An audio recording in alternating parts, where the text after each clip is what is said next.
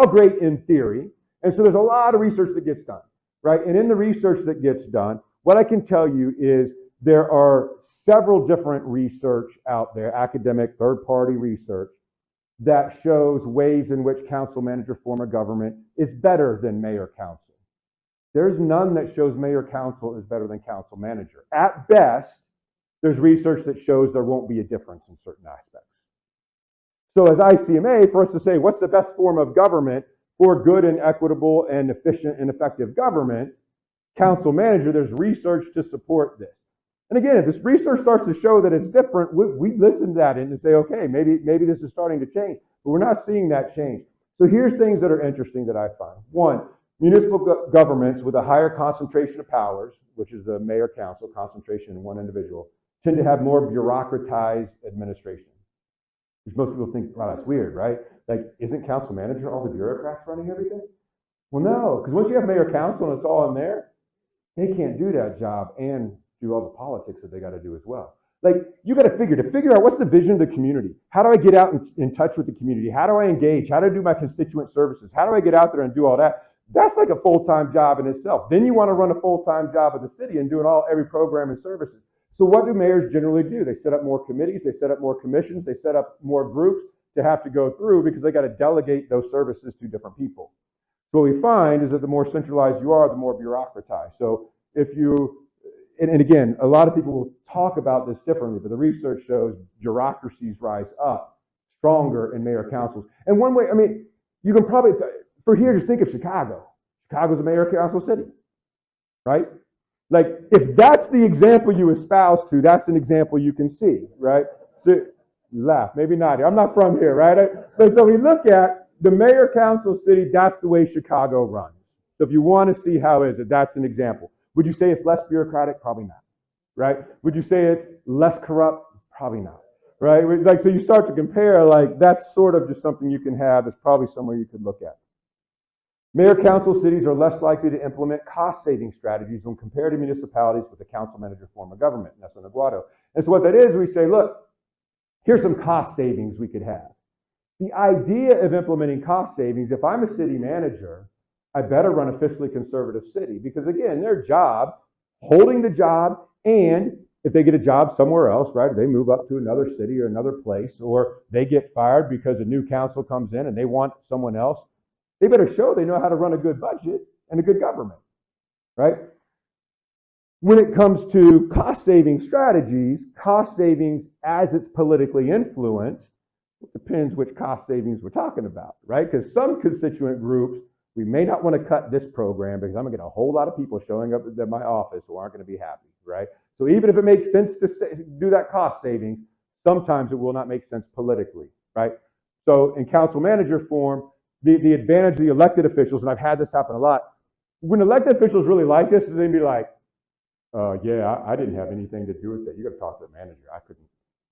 Just look, they say I can't do anything in administration, so it's their fault, right? You'll see it. Sometimes they like that, right? Like they could be like, there's a barrier. But other times they get frustrated because then they get constituents coming up with this cost savings measure that the majority of the board agreed to, because any budget is a board initiative, not a manager initiative. They agreed to it. And then that frustrates some people. They just didn't want that cost savings. But you'll see more cost savings in council manager.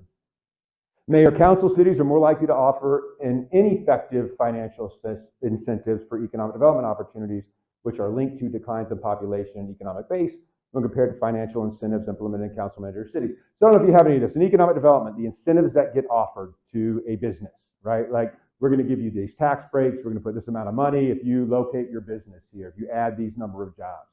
These types of incentives in mayor council cities, they find that they're less effective for the long term because, again, many of those become more politicized, or it could be a business that this is someone I need to make sure keeps their business here, and they know the mayor type of structure. They have that authority to grant it that way. So we see when it comes to economic development incentives, while incentives in both forms of government happen, this research looked at which has greater effect on the economy and economic opportunities. Council manager incentives generally operate better than mayor council cities do. Council manager cities have stronger budgetary solvency compared with mayor council cities. So this budgetary solvency came in, Jimenez looks at and says, all right, what is our long range rainy day funds, right? How do we make sure that we're prepared in case an incident comes up? Council manager cities are more effective in that, and that also is found in their bond ratings. And you look at the research of what do in a bond rating. So if you want to lend money, you have your bond rating, AA plus, I think you guys are, right? It goes up to AAA. And so the better your bond rating, the less you have to spend to borrow money, right? And so if you have rainy day funds, they want to make sure you can still pay your bills, right? So that's the way that they look at it. So again, council manager performs better. Council manager governments have shown to be more likely than mayor council governments to utilize sophisticated revenue forecasting and expenditure analysis techniques, prepare multi-year budgets, emphasize strategic planning, long-term policy priorities, realize efficiency gains, lower per capita spending for basic services, and engage in other practices designed to promote long-term budget stability. And here's why. City managers have to do long-range planning, and they will guide every board through a long-range plan because they still may be in that position carrying out some plan that somebody else set before, and a new board priority comes in. We still got to finish what we started, so we better have a long-range plan so we have money now. Again, if I'm going to build a road, it may take me 5 years to get this whole thing finished. Well, the board's there for 4 years. Well, I still got to finish. I can't just leave a road half finished, so I need a long-range plan to know where we're going. And if you're going to adopt a budget and put on a plan to start building something, build a park, build a road, build a school, whatever they are, as we go through, we better have an idea that we can pay for that 5 years down the road. I got to adopt a tax rate today that doggone better pay for all these other things 5 years down the road. Otherwise, we're in a lot of trouble. We're going to always be debating a tax rate for something new that comes up. So managers in council manager cities, much more emphasis on long-range planning beyond a 4-year cycle, right?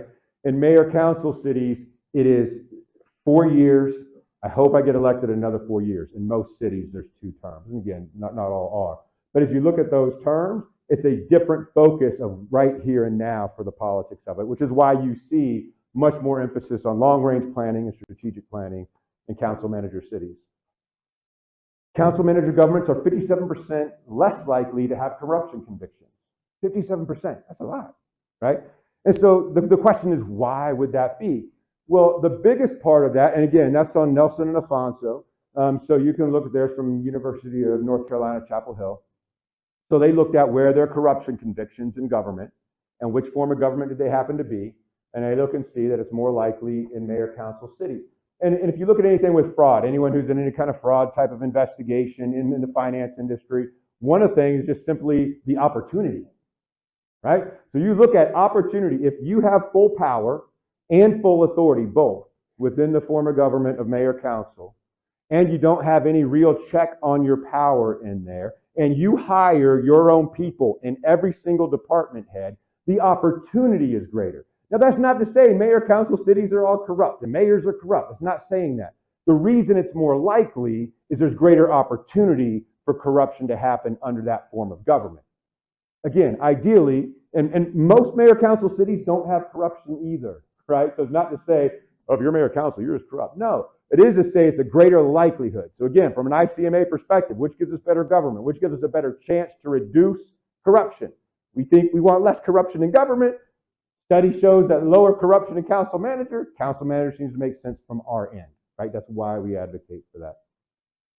Council manager governments are more likely to make economic development decisions based on strategic plan guidance. So again, that kind of falls in line with what we talked about before. Economic development is based on strategic plan, not an immediate need for somebody, right? And that can be frustrating. Again, we talked about before this idea of effectiveness versus efficiency, right? I talked about that as one of the reasons people want to shift that. Right? If I want to just, hey, this company wants to come here, I just need to sit down at the table with them and I'll work the deal. And that's what you'll see in strong mayor system. Just put me at the table, I can close the deal, I'm going to close the deal, I'll get that business here right here today.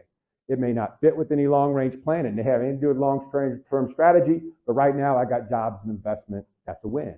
And again, that's totally fine, but we believe that long-range planning gives us better results long-term as opposed to immediate. Political influence of a mayor on the appointment of the chief administrative officer has a negative influence on the financial outcome of local government by Lee, Park, and Butler. So this is interesting, right? Because we see a lot of, and I think that's one of the things that y'all are considering here, if you end up choosing to do away with the form of government, then what you would end up, I think what has been proposed, if I understand correctly, is to still have a chief administrative officer, but just under a mayor, right? But this research was interesting from our end because of the negative influence on financial outcomes of local government. So whether it is council manager form or mayor council form, there are council manager forms where they say the mayor gets to choose and recommend to council who gets hired. And then they still report to the council as a council manager, right? So whether it's council manager form, mayor council form, if there is greater political influence by the mayor, the financial outcomes are worse, right? So we look at and say council manager where the whole council, the board, makes the decision, operates better than when there's undue political influence on who gets hired into that position. And again, a lot of that is because if it is somebody who sort of sounds good enough, they've run their own business, clearly they can run a government business, they're totally different, right? But sometimes that's what we hear, and that's who gets put. So if the mayor's like, hey, I know this person, they've run a multi-million-dollar company, they should come in here and run the government.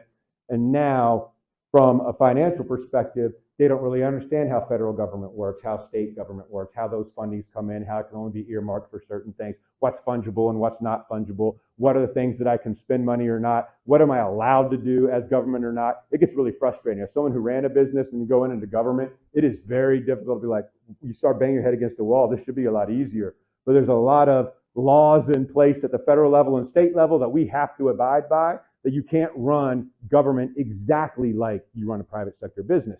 And so if you understand that, you start to understand why there might be differences in the financial outcomes of cities when there's undue political influence. Municipalities headed by a city manager are associated with increased bond ratings. I talked about bond ratings already. So Doug went and looked at where is the bond ratings higher, what form of government they are. Council manager form of government has better bond ratings. You have better bond ratings, you can build more capital projects because the cost of those capital projects are lower, which reduces your tax bill, right? It's that simple. Council manager cities tend to be equipped with more advanced information systems, which lead to improved efficiency over mayor council cities.